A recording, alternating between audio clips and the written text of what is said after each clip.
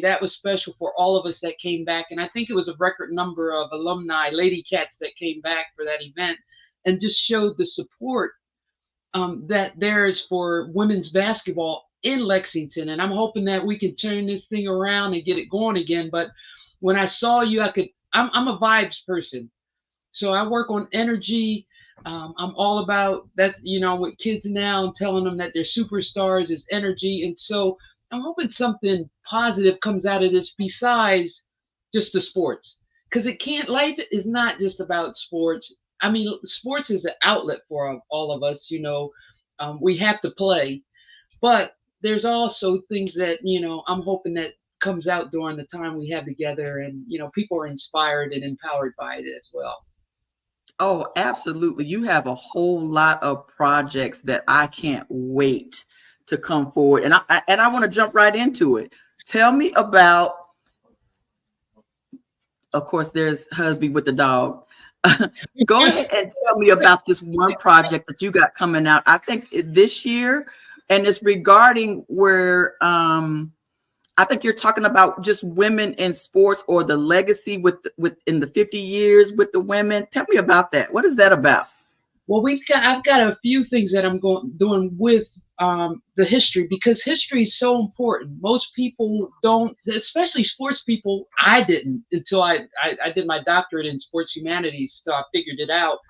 But most people don't know the history. And now, with this whole issue of Caitlin Clark breaking records, and whether she broke the record, whether she didn't, because we don't know the history, because we don't know there was an AIAW before the NCAA, and those records were still around. They just didn't, the NCAA didn't keep them.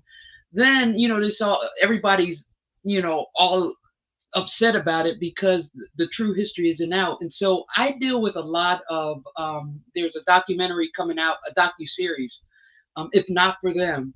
It's about all these. I'm a consultant, and I'm also in it. But it talks about, it goes through the whole history of basketball, because most people don't understand that when basketball was invented, and it's the only sport, or the first sport that was invented in the United States for men and women at the same time. And so when men started playing basketball, women started playing it as well. And in Lexington, Kentucky, when basketball came to Kentucky, the women were better than the men at the turn of the century. And most people don't know that. So good. And then in the 1920s, of course, they banned sports in college for women.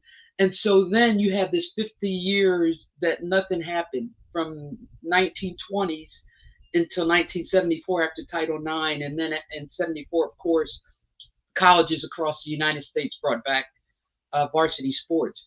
So I'm a real stickler about history, and part of it comes from my ancestors as well, who documented history. And so at UK, I've started with the Dunn Center, a special collection oral history of women's basketball. We've already got there were no videos of any women from the basketball era until you brought it to fruition.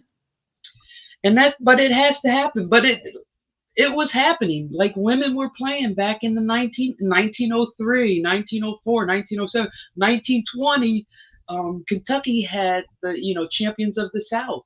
They were a championship team with Sarah Blanding, who had a tower that I didn't even know who she was. It's not there anymore on the University of Kentucky. But those are things that, especially since women's sports, especially basketball, is doing so well now. There's so much interest in it. And I think we have to get the history right. I think women's basketball right now is more exciting than men's basketball, especially on the college level. I don't care what the brackets and stuff. Yeah, everybody was looking at where the girls were playing, and because it's how it was last year. It was more exciting than the men's game, than the men's tournament last year. So yeah, I'm excited about that.